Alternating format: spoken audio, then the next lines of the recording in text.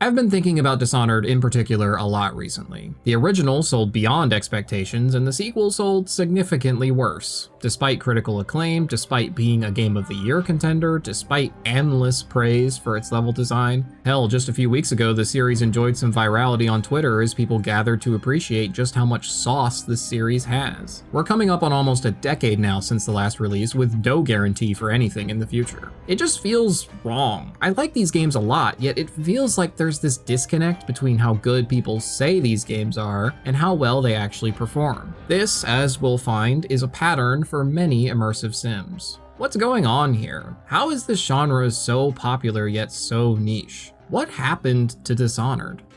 Before we can answer that, we'd have to define a term. Immersive sim isn't quite a genre, but it often gets used that way. It's the term people use to say, you know, Deus Ex, System Shock, Thief. Yeah, it's sorta like that. It's kind of an inadequate description. Similar to how calling a game a roguelike doesn't really tell you anything about the game beyond a basic fact of how it's structured. In both cases here, the genre is just a way of saying how closely it compares to your chosen reference point. We've seen roguelikes expand into things completely unrecognizable to the original Rogue, and likewise we see immersive sims slowly deviate from its roots of Ultima Underworld and System Shock. The underlying core philosophy that defines an immersive sim is a commitment to the player's freedom to choose how they approach their objectives. The idea here is instead of the game asking you to play in one particular way, the developers just give you a load of tools and an open environment and then ask you to complete the task however you please. The world should be governed by clear and consistent rules, and things like invisible walls, intrusive HUD elements, or other video gamey contrivances are to be avoided as much as possible. The hand of the designer should be pretty much invisible. Everything should just make sense. It should be an immersive simulation. You may have realized that sounds really difficult. Games are borderline impossible to make already, but this is like game dev hard mode.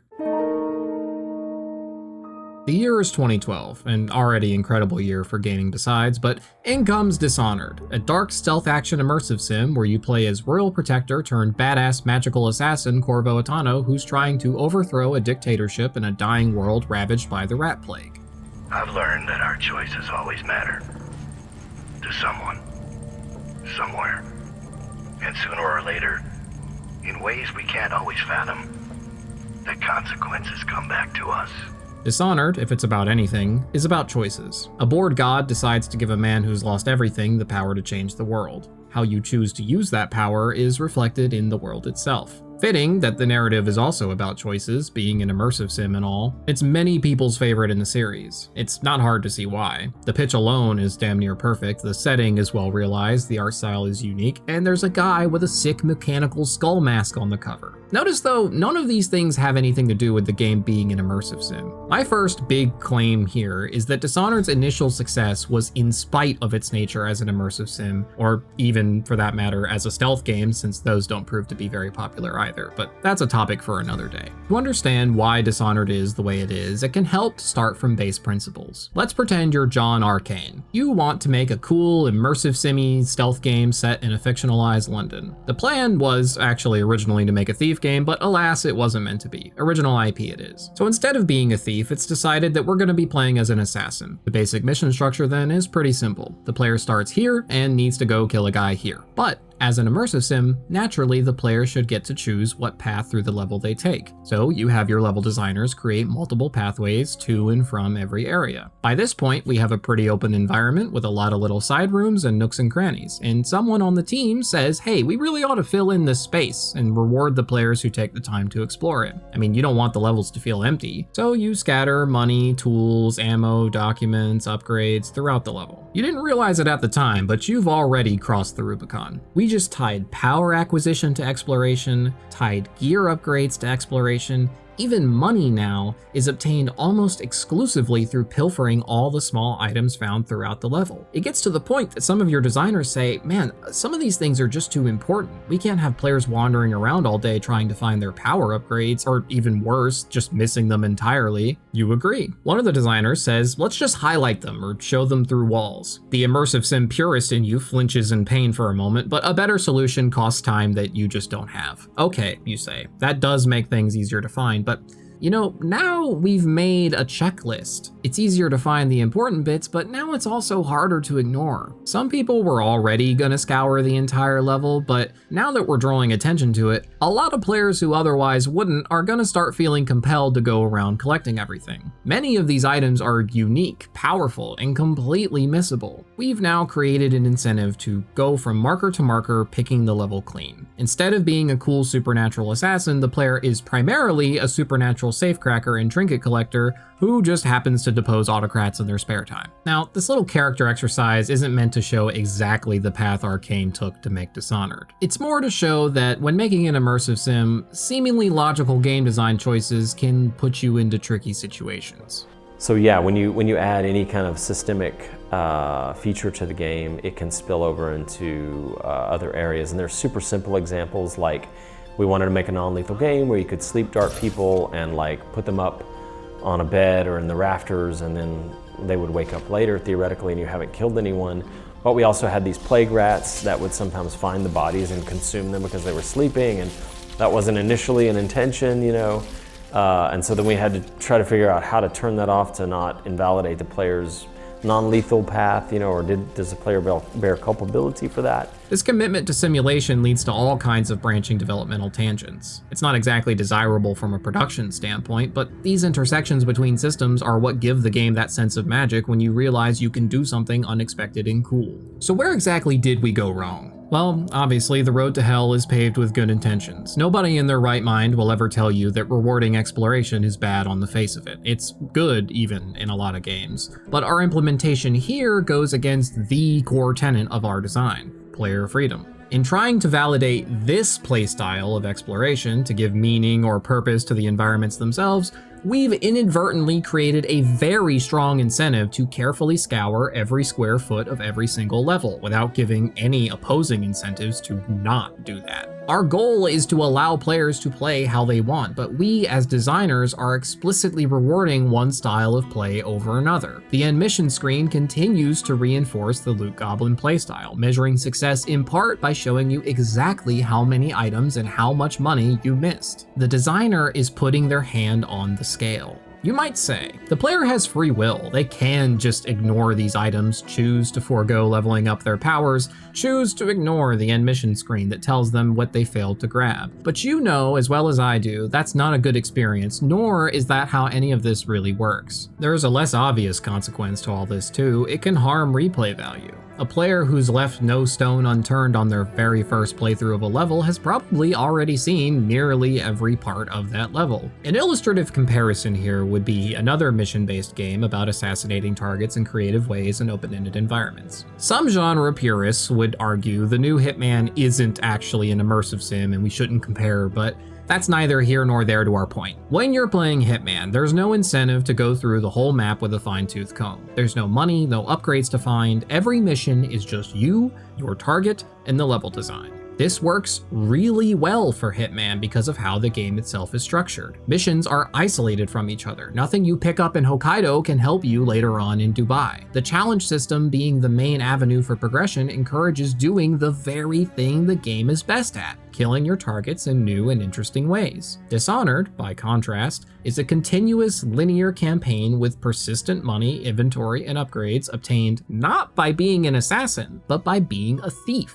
So not only is it a mistake to not pick up those bone charms and blueprints now, but failing to do so will go on to negatively affect every single mission for the rest of your playthrough. Arkane clearly knew this was a problem, since in both games that have them, most blueprints can be found in one of two places, giving the player one more chance should they fail to find it the first time. But unfortunately, that fallback is not communicated to the player at all. When the post-mission screen shows a missed blueprint, as far as they know, they've missed out on that blueprint forever unless they want to reload a save and go try to find it. Not a good feeling either way. This also doesn't really address the actual issue here. Dishonored distracts from the core fantasy of being a cool, supernatural assassin in a dying world by succumbing to its closest inspiration: thief. An excellent game in its own right, but one that promises a completely different experience. Dishonored pressures you to meticulously suck all the magic out of each level, not just the first time, but every time you play it. The longer you spend in a level uncovering its various pathways and secrets, the less motivated you're gonna be to play it again and see what you've already saw. Put a pin in this for now,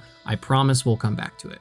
Let's get back to our game dev roleplay. The game being set in a city, you figure we should have some civilians scattered throughout the level in addition to the guards. It wouldn't really be that immersive otherwise. Most players are probably fine with killing armed guards without any guilt, but for obvious reasons, we probably need to have non-lethal ways for the player to deal with these civilians. Once we add choking and sleep darts, why not make it work on guards too? There was a moment like pretty far into development when I realized I was sitting there and I thought about it for a while, and I looked up at Raph and I was like, you know, because of the heavy stealth component here, you never actually have to kill a guard, which means that we really have about 10, I think it was 9 or 10 assassination targets for the missions.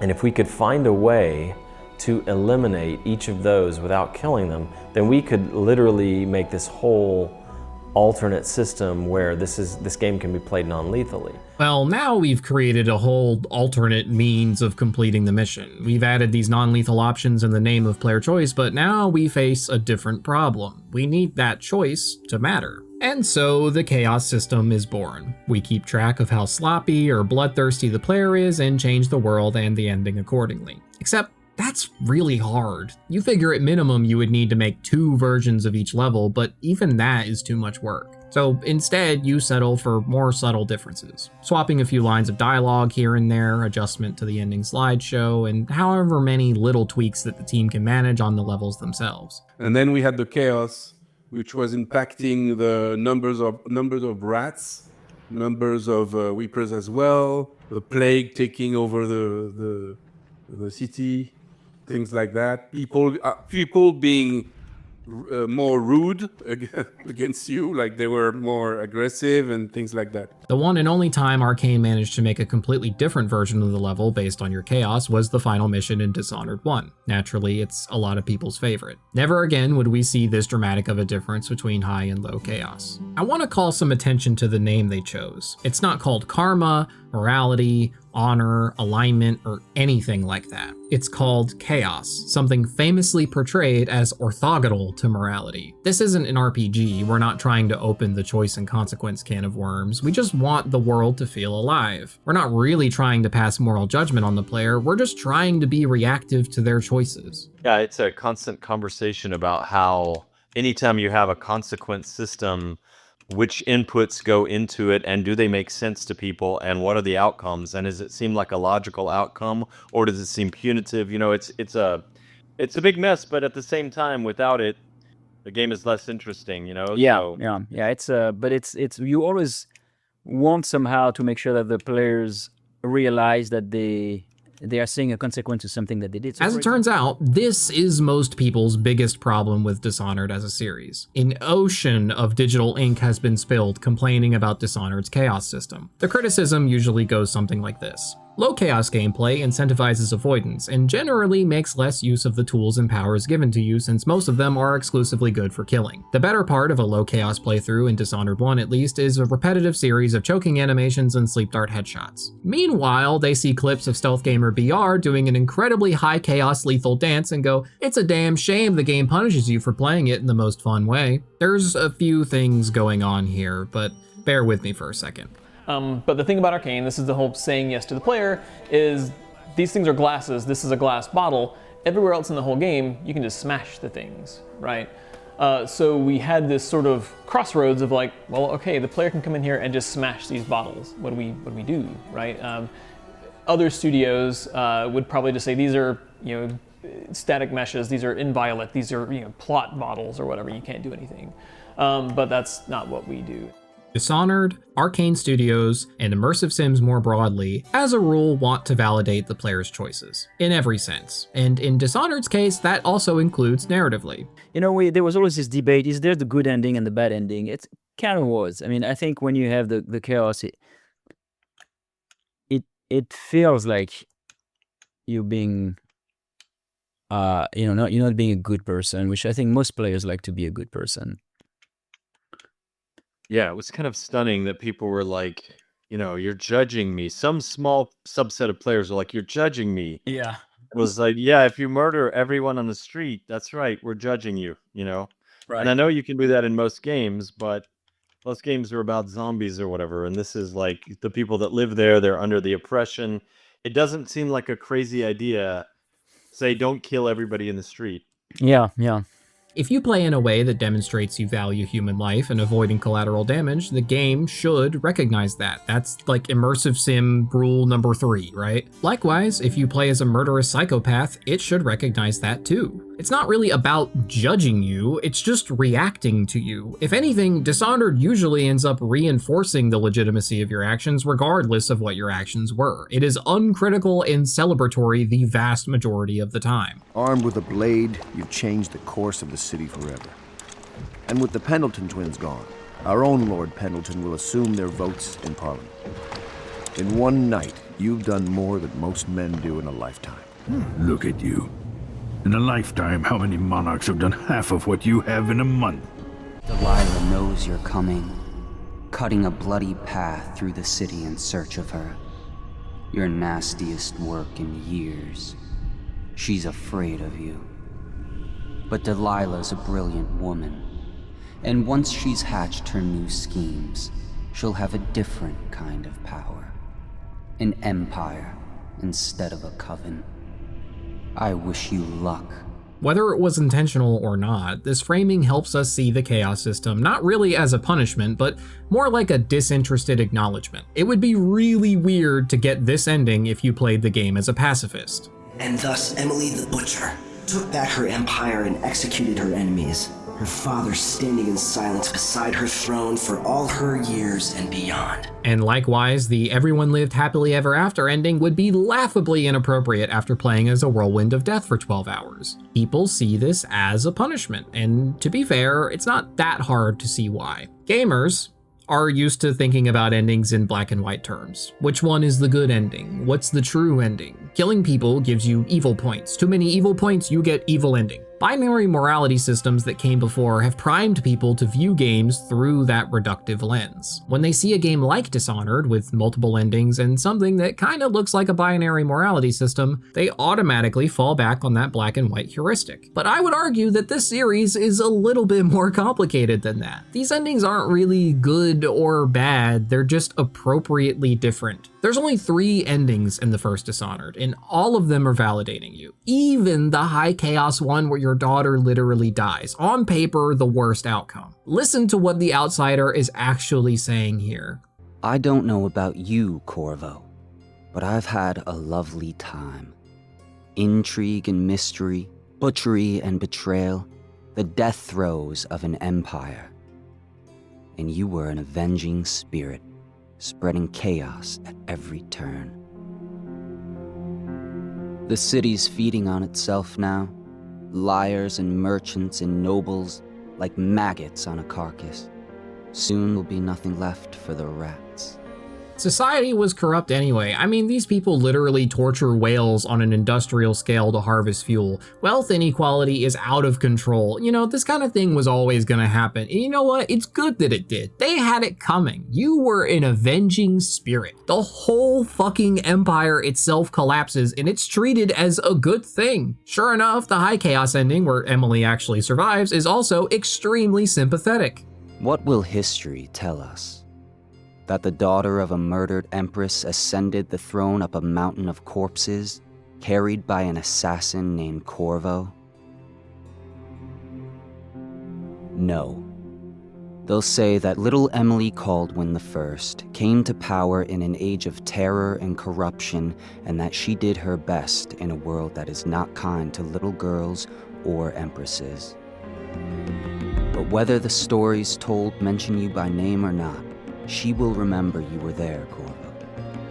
This is the bad ending? This is why we hate the chaos system? Your daughter loves you? History will remember your actions kindly? The plague is presumably gone. I mean, they don't mention it. It's a pretty good outcome, all things considered, especially given how rough things got. Those pop-ups tutorializing chaos do say that the ending gets darker. Not worse, just darker. It's a dark time in a dark world. What else would you expect? These aren't bad endings. They would only look that way by contrast, and as far as the game's concerned, you did the right thing no matter what. Or at least, the only thing you could have been expected to do. Chaos is not a moral binary. You can't just substitute low chaos for the word good and high chaos for the word evil. In fact, Dishonored is kind of obsessed with moral ambiguity. The low chaos, non-lethal alternatives to killing your targets are often torturous and cruel, giving a genius brain damage, literally branding someone an untouchable, kidnapping a woman and giving her over to an obsessive creep.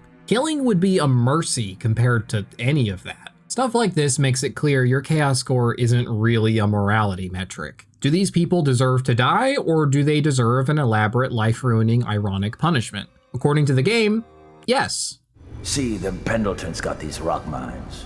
Have hundreds of souls working down there 1/2 mile deep below ground.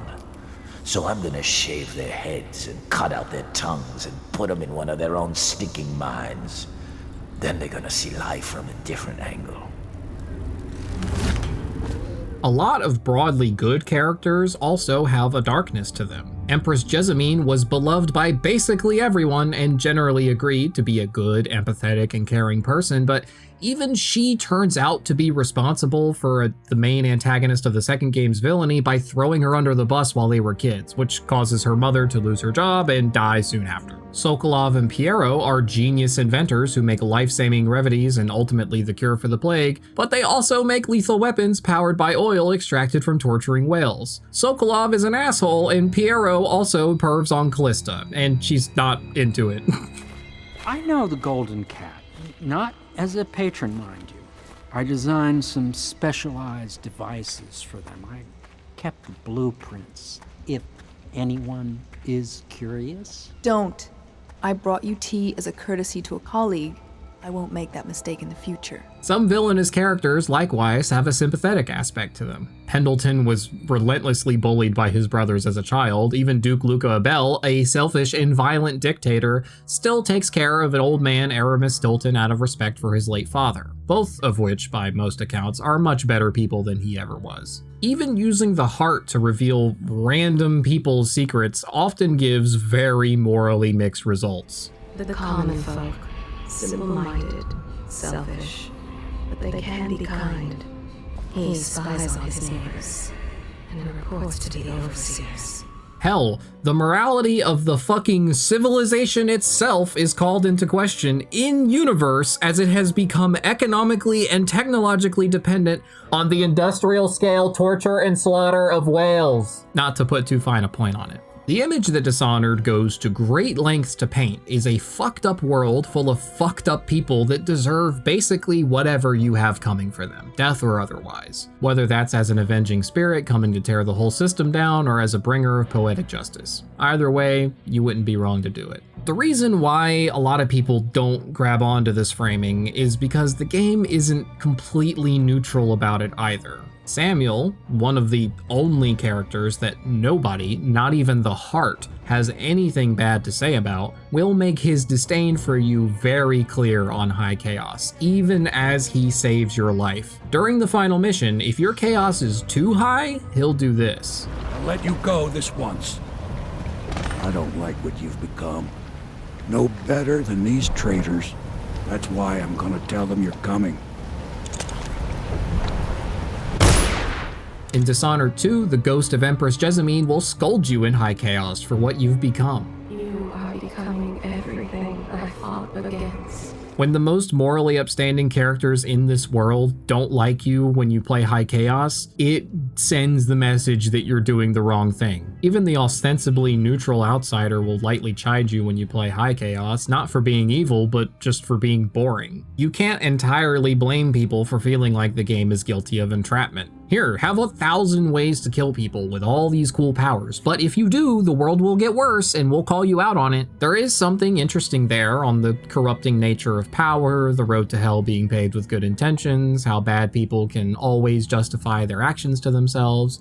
Who are you when no one can stop you? But frankly, the game doesn't fully commit to developing any of these ideas. That's a big part of what makes Dishonored so interesting and also so frustrating. Its themes are a scattershot of cool concepts that are either directly stated or indirectly hinted at, but never explored to satisfaction and often undermined by the game itself in other ways. Either way, people largely didn't end up liking the chaos system. This gets addressed in Dishonored 2 by adding more non-lethal options like drop takedowns, slide takedowns, mid-combat chokeholds and throws, stun mines, non-lethal powers, etc., etc. Doing this makes low chaos less of a hindrance, but consequently it also makes it a lot less meaningful. In a lot of cases, it's just down to what flavor of animation you want to see. Instead of stealth being all but required, low chaos play starts to look a lot like high chaos play, which remember is what everyone said they wanted, but it didn't move the needle. The biggest and most common complaint about Dishonored was addressed and people still didn't care enough to buy it, which is telling, I think.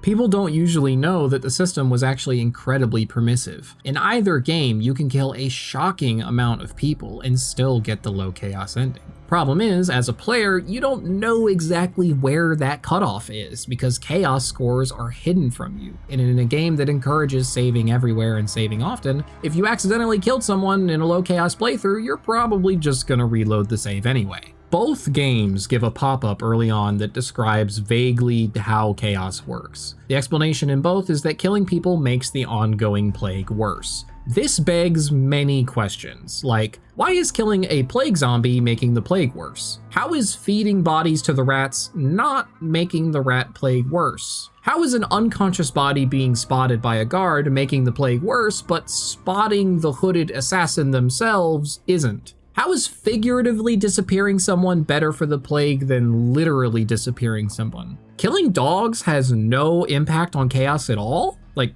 really? The chaos system is chiefly born from a desire to acknowledge and validate the player's engagement or non-engagement with the non-lethal modes of play. And with this in mind, everything starts falling into place. That's why it doesn't really make diegetic sense or represent any kind of coherent morality. It's just not the point. The plague explanation is bolted on as narrative support for a gameplay system that was already decided to exist. For my money, the chaos system was a good idea plagued by failures of communication, implementation, and expectation. Gamers didn't like feeling judged for having fun and decided they were entitled to a certain kind of outcome regardless of how they played, and unlike some other games, this one didn't try too hard to persuade them otherwise. Nor did it fully commit to a coherent idea of what exactly chaos even means. All this leads to Arkane dropping it entirely for the smaller, more experimental third game, Death of the Outsider.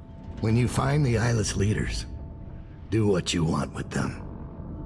The world won't care whether they live or die. As if to say, fuck it, you don't like it when the world reacts to your killing? Fine, it won't. The chaos system wasn't perfect, but its problem wasn't that it mattered too much. Really, if anything, it didn't matter enough. Its absence in Death of the Outsider leaves behind a cavernous void that makes the game feel incredibly cynical and detached. Nothing you do matters now. Admittedly, that's pretty well in alignment with how the protagonist of that game views the world, but its negative consequences on the game design are felt regardless of how clever that specific part of it is. The chaos system was also one of the biggest reasons that you would even want to do a second playthrough in the first place. With that gone, we're now left with less replayability too.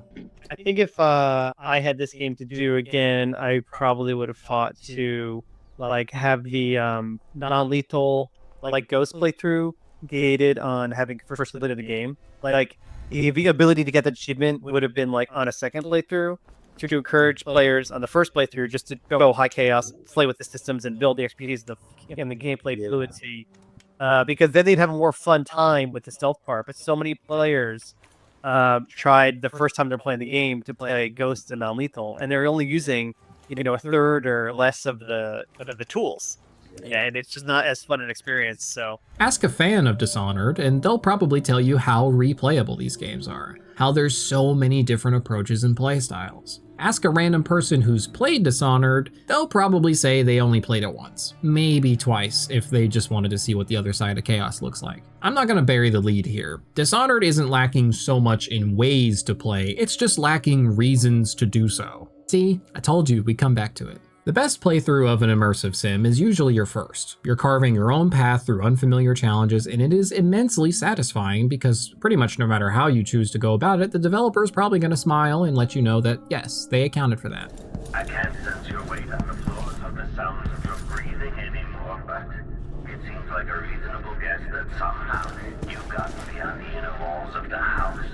One reason you might play again is just to see these little acknowledgements. Much of the joy people find in replaying these kinds of games is just more or less an indulgence and curiosity, poking the game in various ways to see how it reacts. Dishonored is particularly interested in its narrative, so the problem here is a practical one. Since there's not often enough time to do much more than a single voice line or a note, the payoff for going off script or being creative is usually very minor. In a game all about giving the player near infinite choices, a single-digit number of those choices are going to materially change the world or meaningfully affect your gameplay. There's 100 ways to kill your target and 1 way to not kill them, but this still only leads to 2 outcomes. Dishonored is really good at giving you all kinds of ways to solve problems, but the exact methods you choose are pretty much all interchangeable because more dev time is spent creating means than ends. Everything you do funnels into a very limited set of consequences. The Clockwork Mansion is a beautiful level. Everyone likes it, myself included. There's an infinite number of ways to complete it, but there's still only 2 options that matter. Kill Jindosh or put him in the stupid chair. The request was the solution to Jindosh is to use this electroshock treatment to make him no longer able to invent things. I wanted a third way. I really wanted you to be able to just leave with Sokolov and leave Jindosh alone. I felt like that was a choice that made sense for just the player's motivation and even Emily's motivation. Like you're not deciding to not engage with the content. The content is in front of you, and you're making the choice to not do the thing. That's as much of a choice as doing the thing.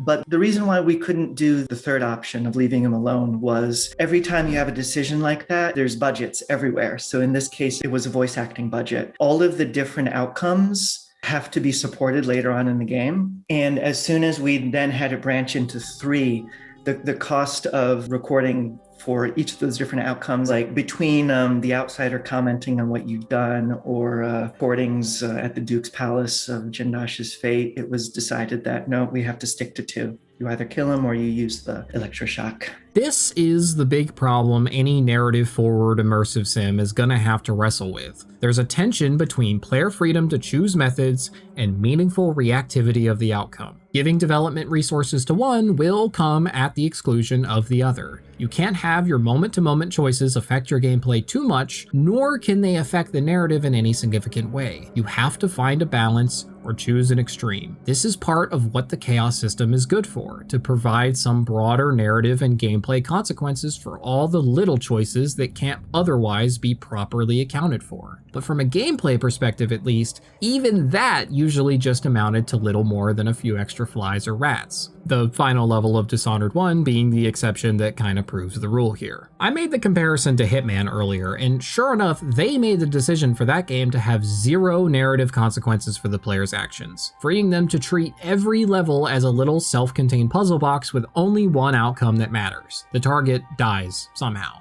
This gives them greater freedom to make all kinds of interesting methods without worrying about what consequences they might have later. They can do the reactivity in the mission and not worry about the knock-on effects that it's going to have for the rest of the game. So Dishonored has a constraint on narrative reactivity, but there are other ways to encourage replaying a game. Maybe you want a challenge. If you're motivated by achievements, then yeah, there is some stuff to go for. A lot of games in more recent years, though, have taken to baking these challenges into the game itself, often with some kind of reward, and yeah, Dishonored would have benefited immensely from a challenge system like this, encouraging you to follow specific threads through the mission or challenging you to demonstrate mastery of the game's systems. Death of the Outsider has a contract system that comes tantalizingly close to realizing this potential. Pickpocket this guy and don't get spotted. Kill this dog and burn the body. Kidnap this guy and bring him to this location. That kind of thing, but on a meta layer that tracks across playthroughs, would have been unbelievably beneficial for the game's replay value, even if all it gave you was a pat on the back and a check mark, but especially if it rewarded you with something,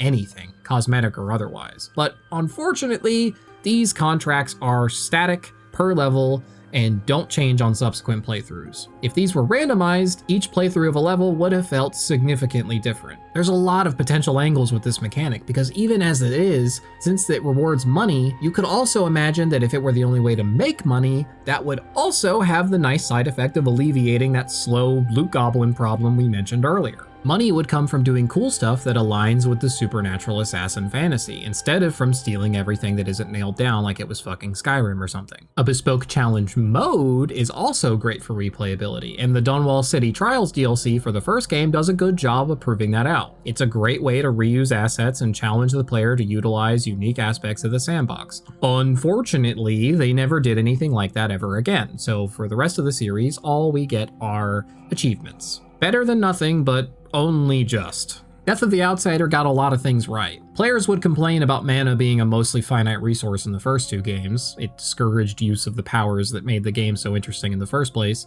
So mana now fully regenerates. No more managing mana potions. Again, we see Arkane addressing a major problem people have with the Dishonored series, and crickets. Here's something they never did address though. The Immersive Sim design philosophy is hell-bent on creating games so pliant that anything the player might try could work. But a corollary to that goal is a game that can often be incredibly easy.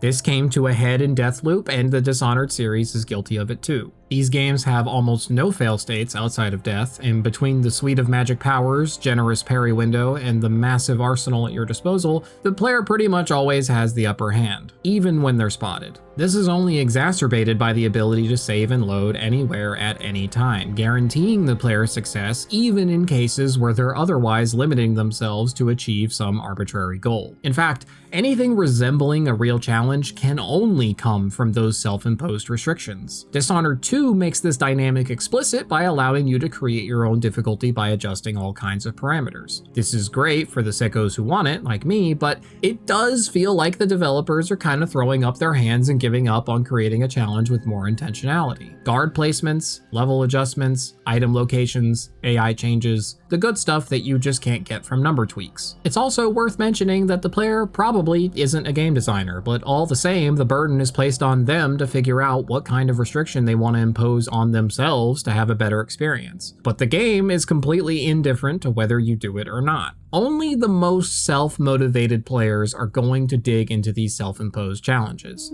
One of the most frustrating things is that people will look at this giant tableau of options, and I'm the same way, by the way, and they'll find 2 or 3 that they really like I'll blink up behind the guy and stab him, and they'll just do that over and over. And you're constantly looking for ways to shake them out of that. It's like, oh, this person is up high. You can't just do that. You have to figure out a way to get up high. Or this one is not stabbable. It's made of metal, or it's up against a wall and it's a ranged attacker or whatever. So you're constantly looking for ways to shake them out of their patterns. Otherwise, they just absorb the world and move through it doing the same 3 actions over and over. We found that over and over. And you can do all kinds of old tricks, like this is the moment in the game where all your stuff gets taken away from you and you have to start over. Here's an enemy with mechanics that don't facilitate your way of playing. All the way down to like require the way like some games would say you can't leave this room until you've done it this other way, you know. Simultaneously, it's totally human. It's what we all do. We get lazy, we find the thing that we like, we feel powerful for doing it. And you can just cater to that. You can say, okay, you do the same thing over and over, but now you have to do it against 3 people. Now you have to do it against 5 people. Now you have to do it and the building's on fire, you know, whatever. But honestly, the more we can shake it up and make you try different tools and approaches, and then you master those, that you would see more of the game, actually. Most immersive sims are guilty of this inherent lack of challenge. These games all too often have a very submissive relationship with the player. Creativity is made possible, but rarely ever will these games push back and demand a creative solution, leading to a game that, despite its depth and complexity, ironically turns out to be pretty simplistic and boring unless you decide to play along and switch things up for the sake of it. Most people are not willing to play along. Most people find one strategy that works and stick to it. Most people are extrinsically motivated. Most people will not restrict themselves for a more interesting experience. Most people don't want their choices to matter. They want to be in control of the outcome. That's why the genre isn't popular. That's why Dishonored fizzled out.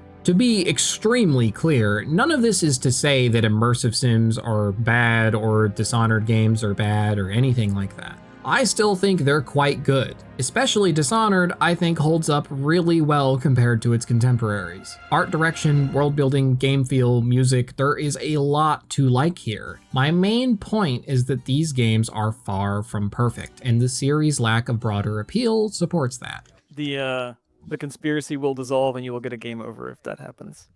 If I kill him, am I gonna have a game over? I think so. You should. Not out here, really?